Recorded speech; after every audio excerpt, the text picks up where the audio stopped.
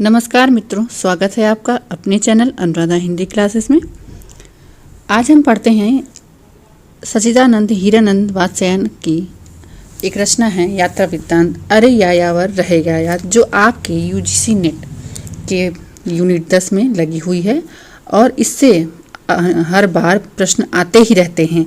और इस बार क्या प्रश्न आया था कि पुस्तकों की जो विषय सूची थी, उपशीर्षक था, उसमें क्रम लगाने को दिया था और कभी कभी प्रकाशन वर्ष पूछता है और कभी इसकी पृष्ठभूमि पूछता है। तो यहाँ पर मैंने सब कुछ का विवरण यहाँ पर ले लिया है और उसके बाद इस यात्रा वृत्तांत की कथानक पात्रों से मैं आपको परिचय करवाऊंगी और पूरे कथानक की समीक्षा के साथ संपूर्ण यात्रा वृत्तांत को कंप्लीट कराऊंगी। तो आप चलिए बढ़ते हैं आगे। यात्रा वृत्तांत का नाम है अरे यायावर रहेगा याद। ये सच्चिदानंद हीरानंद वात्स्यायन अज्ञेय की रचना है जो कि 1953 में प्रकाशित हुई थी। यह भारतीय पृष्ठभूमि की रचना है, अर्थात इन्होंने भारत में जहाँ जहाँ भ्रमण किया था वहाँ का इन्होंने कुल वर्णन यहाँ पर किया हुआ है। ठीक है, आगे इसमें पुस्तकों की कुल 8 विषय सूची बनाई है। कुल कितनी सूची बनाई है? 8। ठीक, इस चीज़ को आप नोट जरूर कर लीजिएगा। और क्या क्या सूचियाँ हैं, इसका बार बार क्या करता है कि क्रम लगाने को ही पूछता रहता है। किसी भी एग्जाम में अगर ये रचना लगी हुई है, आप किसी भी राज्य के टीजीटी पीएचडी में दे रहे हैं, तो ये आपको याद रहना ही चाहिए। तो यहाँ पे देखिए क्या है। पहला है परशुराम से तुर्खमपुर, इसमें एक टायर की राम कहानी है। ठीक है, और दूसरा है इसमें किरणों की खोज, तीसरा है देवताओं के अंचल में, चौथा है मौत की घाटी में, और 5वां है एलूरा, 6वां है मांझुली, 7वां है बहता पानी निर्मल, और 8वां आपका है लास्ट एंड लिस्ट सागर सेवियत मेघ खलित कन्याकुमारी का इसमें इन्होंने वर्णन किया है। ये कन्याकुमारी में जितना दिन तक घूमे थे, भ्रमण किए थे, वो सब कुछ इसमें वर्णन किया हुआ है।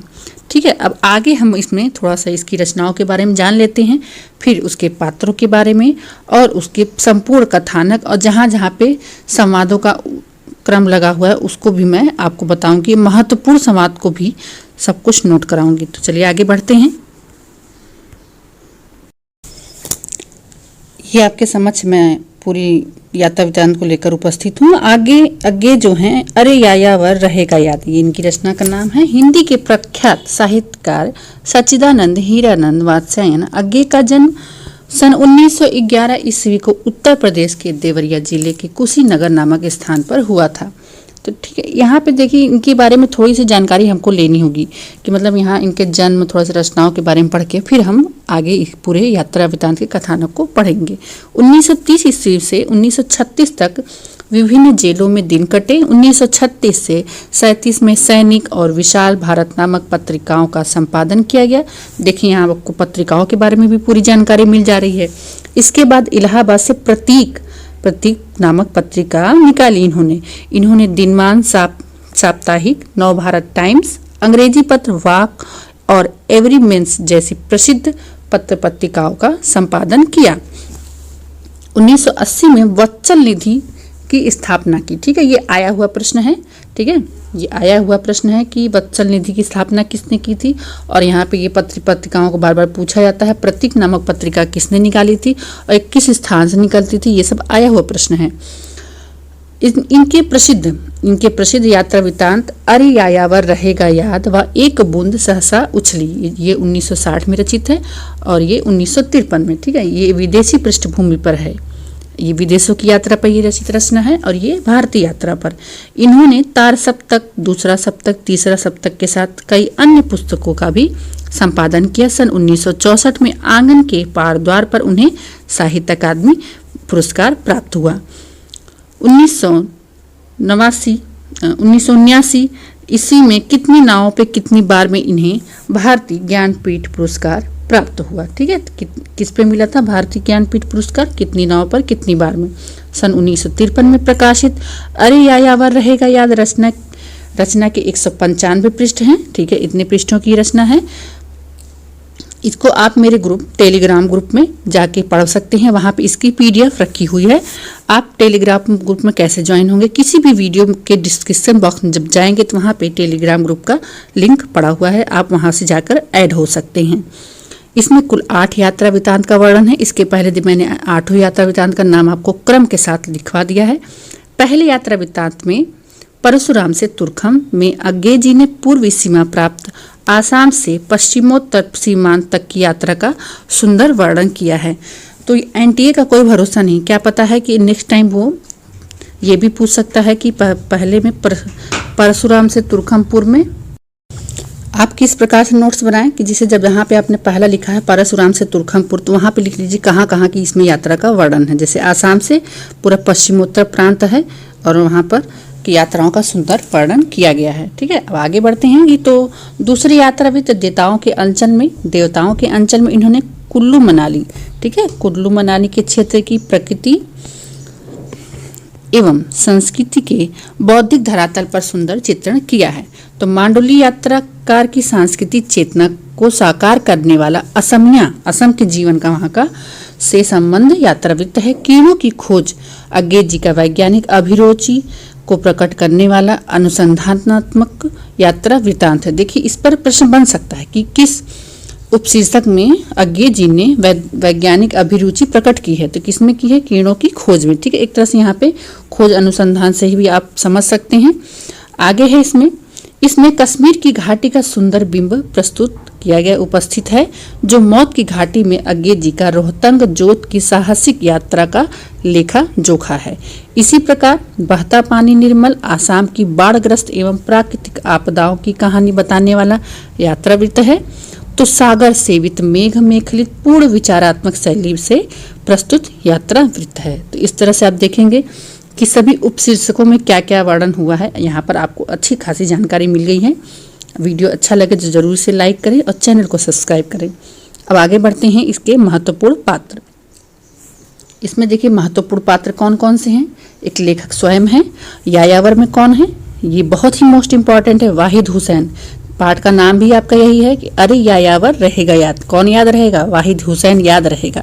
जीत बहादुर लामा है, कुंदन सिंह है, एंतोन है और नवाब साहब है, अब्दुल करीम है, नूर मोहम्मद है, मरियम है, केवल कृष्ण है, देवयानी है, शांति रूप भटनागर है, खानसामा है, रहमत, डॉक्टर कामटन है जो रास्ते में उन्हें मिलते हैं, छोटे जोशी बड़े जोशी रहते हैं जो साथ में यात्रा करते हैं, श्रीयुत बैनन शकुंतला जी हैं, शुभ्रा नावरिया है, मंदोज हैं, गोसाई जी हैं और काकती हैं। ठीक है, इतने सब पात्र इसमें सम्मिलित हैं। तो इन पात्रों को आप जरूर लिखें, कुछ भी पूछ सकता है।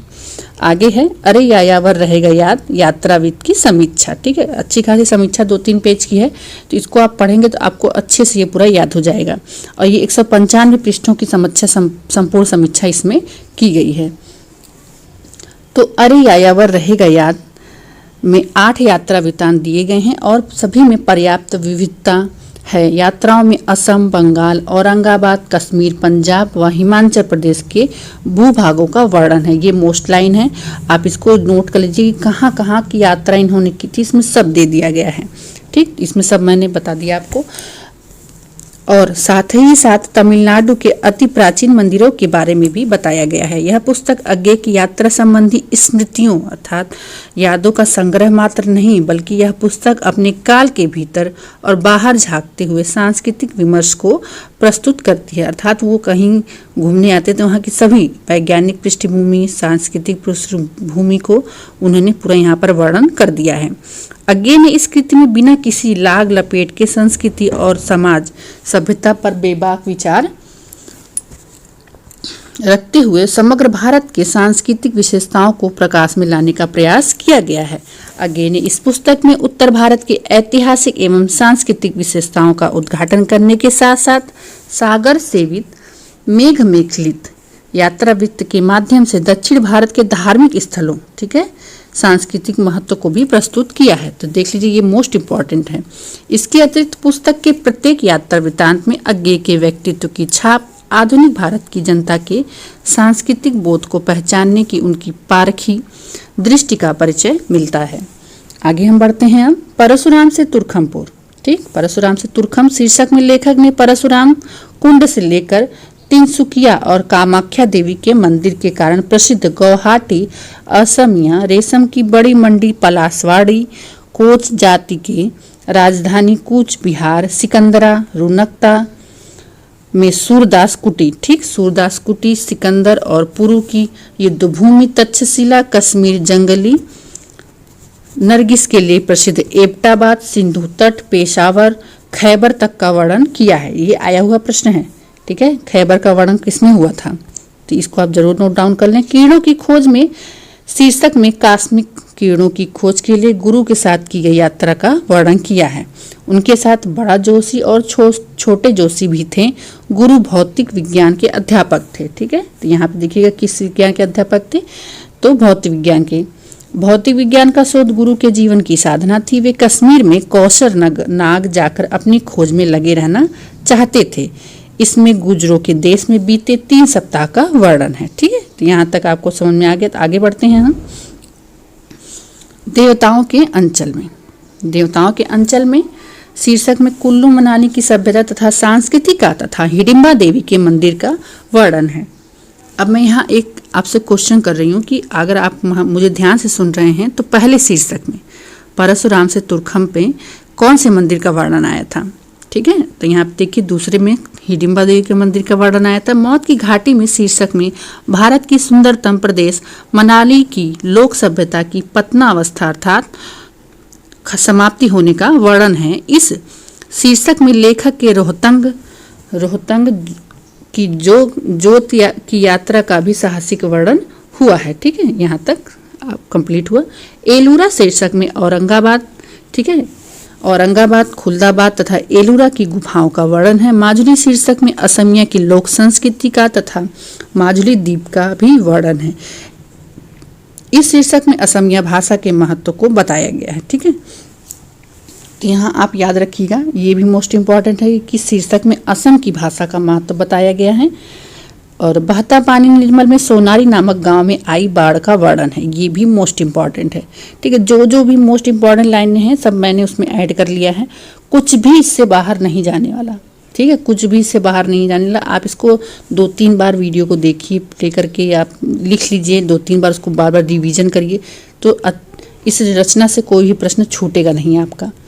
आगे है तथा सागर सेवित मेघ मेखलित में कन्याकुमारी से नंदा देवी का वर्णन हुआ है। अज्ञे जी की यात्रा वृतांतों में एक महत्वपूर्ण बात उनकी विश्वसनीयता होती है, ठीक है। ऐसे ही नहीं कहानी गढ़ देते हैं वो, मतलब यात्रा में देखा कुछ और लिख दिया कुछ, ये एकदम सही सटीक जानकारी देते हैं। पाठक को एक बार यही लगेगा कि वह अज्ञे जी के साथ उन पहाड़ों में नाव में घूम रहा है।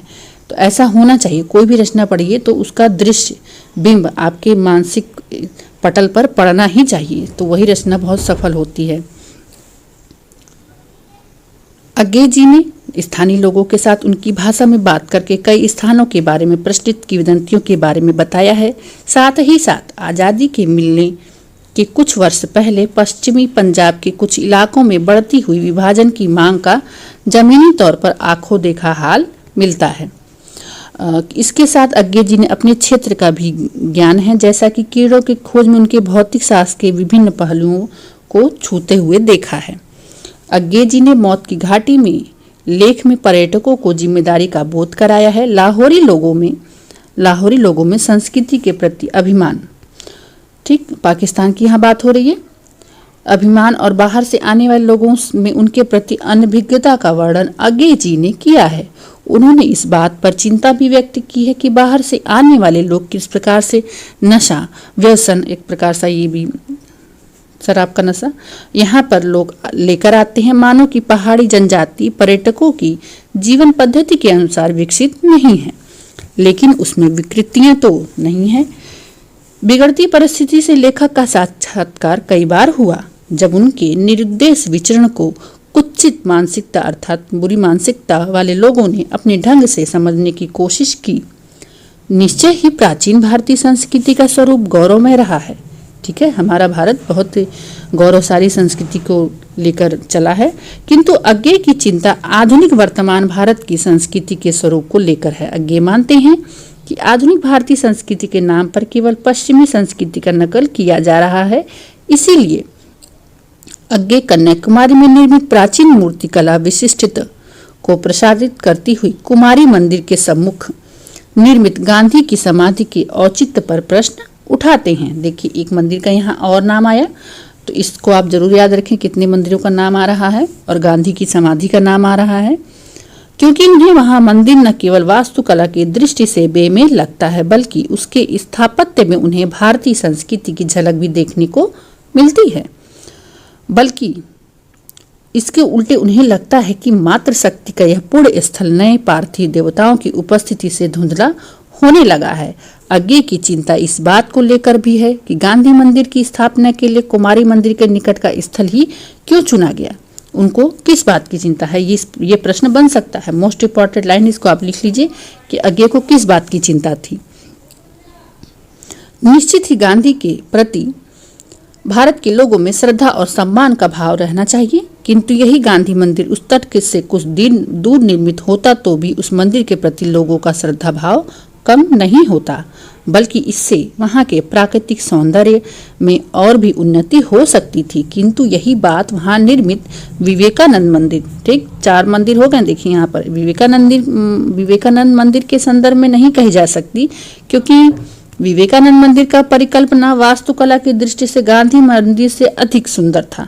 ये आ सकता है प्रश्न कि किस मंदिर को गांधी मंदिर से भी सुंदर बताया गया है, ठीक है। किंतु यहाँ भी अज्ञेय को उस स्थल से मूल औचित्य के नष्ट होने की चिंता जरूर होती है, मतलब जिस मूल कारण से वह बनाया गया है वो नष्ट हो रहा है।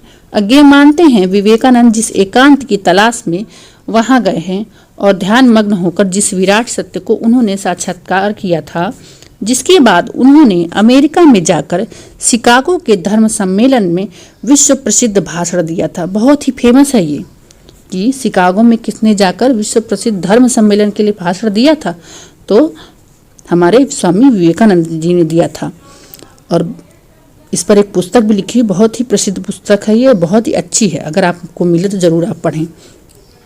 उस स्थल के सौंदर्य एवं गौरव का महत्व हम नहीं समझ पाए, जो हम भीड़ एवं निरंतर आवाजाही का केंद्र बना दिए हैं, ऐसी व्यवस्था कर दी है, फिर भी कोई विवेकानंद वहां न जाए, जाने की भी न सोचे। इस तरह से देखा जाए तो यात्रा वृत्तांत समग्र दृष्टि से ज्ञानवर्धक और लाभदायक माना जा सकता है। यात्रा करके मन लुभावने दृश्य, ऐतिहासिक, सांस्कृतिक, धार्मिक के दर्शन, लोक विश्वास, लोकाचार, उत्सव, वेशभूषा आदि देखने के लिए हमारे मन को प्रेरणा देने वाले हैं ये यात्रा वृत्तांत। कितनी बेहतरीन ये यात्रा वृत्तांत है। इतना ही नहीं, हमारे जो श्रेष्ठ संस्कार आज जो लुप्त होते जा रहे हैं, इसकी जानकारी भी इस वृत्तांत के जरिए हमें प्राप्त होती जा रही है। अज्ञेय की मानता है कि आधुनिक भारतीय संस्कृति का स्वरूप ऐसा होना चाहिए जिससे उसके प्राचीन स्वरूप का विकास हो, किंतु अज्ञेय चिंता व्यक्त करते हैं कि वर्तमान समय में आधुनिकता के नाम पर जिस प्रकार पश्चिमी कला की अंधी दौड़ सी लगी हुई है, उसमें भारतीय कलाओं का विकास एवं विस्तार की अधिक संभावना नजर नहीं आती है। इसलिए आवश्यक है कि आधुनिक जीवन शैली को अपनाते हुए भी हम अपने संस्कृति का विस्तार करने का प्रयास करना चाहिए, क्योंकि कोई भी प्राणवान संस्कृति नए उपकरणों को अपनी प्रतिभा से अनुकूल ढालती है। ठीक है, बहुत ही अच्छी लाइन है ये कि किस प्रकार से उसके प्रतिभा को अपने अनुकूल ढालती है, अपनी नई शैली का विकास करती है। जिस उद्देश्य को लेकर अज्ञेय जी ने यात्रा वृत्तांत लिखा है वह पूरी तरह से सफल हुआ है। अब यहाँ पर आप देखेंगे कि इसके कौन कौन से महत्वपूर्ण कथन यहाँ पर आए हुए हैं। ये मोस्ट इम्पॉर्टेंट है, ये भी क्रम लगाने को आ जाता है। और इस बार आप देखेंगे पैटर्न यही था, संवादों का क्रम।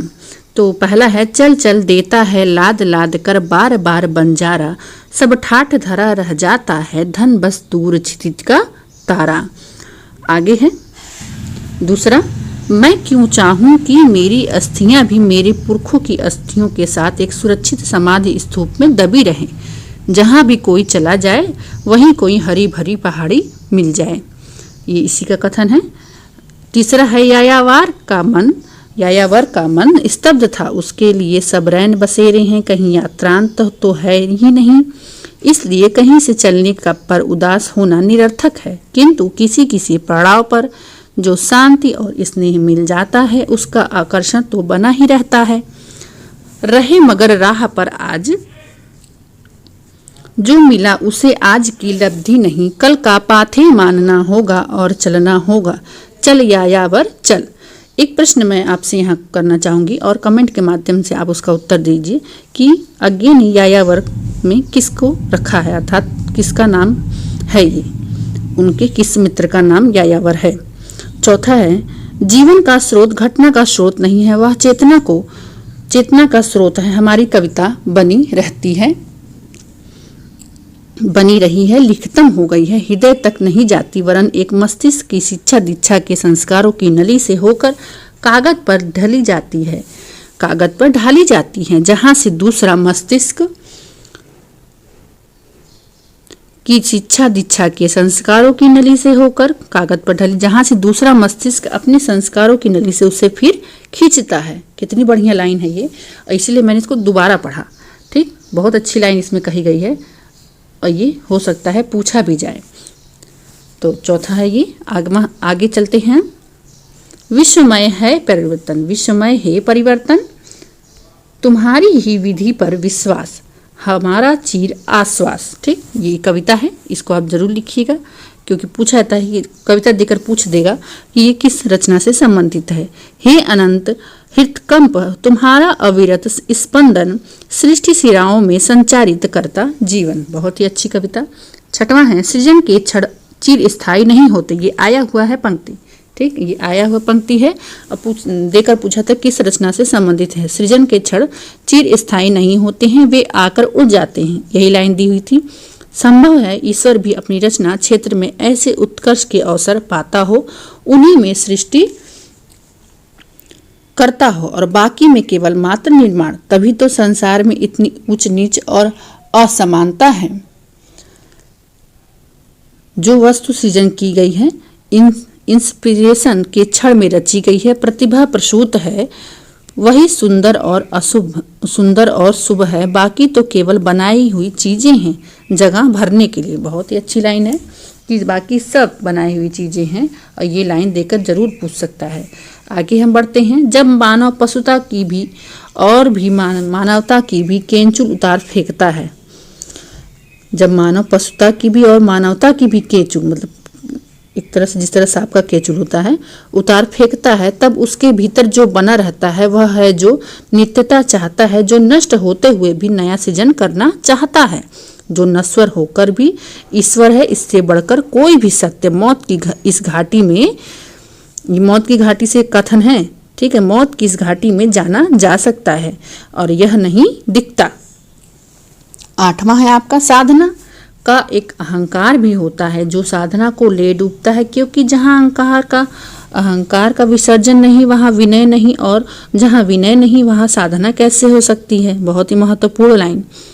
ईश्वर के आगे झुकने से ही तुम अपने समकक्ष मानव प्राणी से अपने को ऊंचा समझने के अधिकारी बनते थे, जो आध्यात्मिक दर्प है, जो अहंकार का सबसे विघातम रूप है। नौवां है आपका, नक्शे में मैं अब भी देखता हूँ, वास्तव में जितनी यात्राएं स्थूल पैरों से करता हूँ उससे ज्यादा कल्पना के चरणों से करता हूँ। ये आया हुआ पंक्ति है मित्रों, इसे आप जरूर लिखें। 10वां है आपका, कुछ 52 पंक्ति लिया हूँ मैंने, 52 कथनों को, तो देखिए आप। 10वां है, जनाब अपना बोरिया बिस्तर समेटिए और जरा चलते फिरते नजर आइए। यह आपका अपमान नहीं है, एक जीवन दर्शन का निचोड़ है। रमता राम इसलिए कहते हैं कि जे रमता नहीं वह राम नहीं, टिकना तो मौत है। देखिए बहुत ही मोस्ट शब्द इम्पोर्टेंट है ये कि रमता राम से क्या तात्पर्य है, ये पूछ सकता है। जिस प्रकार से महिला आरचल में पूछा था ना, दामुल हौज का क्या अर्थ होता है, तो इसलिए कुछ शब्दों को आप जरूर समझें कि रमता राम क्यों कहते हैं।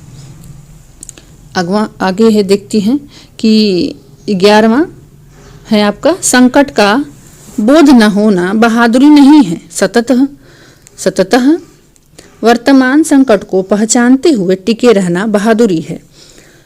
12वां है, लिस्ट एंड लास्ट, निर्ममत्व से हमारा इतिहास बोध उसी चीज को मिटाता है जिसकी स्मृति को हम इतिहास में सुरक्षित करते हैं। आत्मा का तेज हमें सहन नहीं होता, अस्थियों के लिए हम मंजूषाएं बनाते हैं। बहुत ही अच्छी ये रचना थी और बहुत ही बेहतरीन।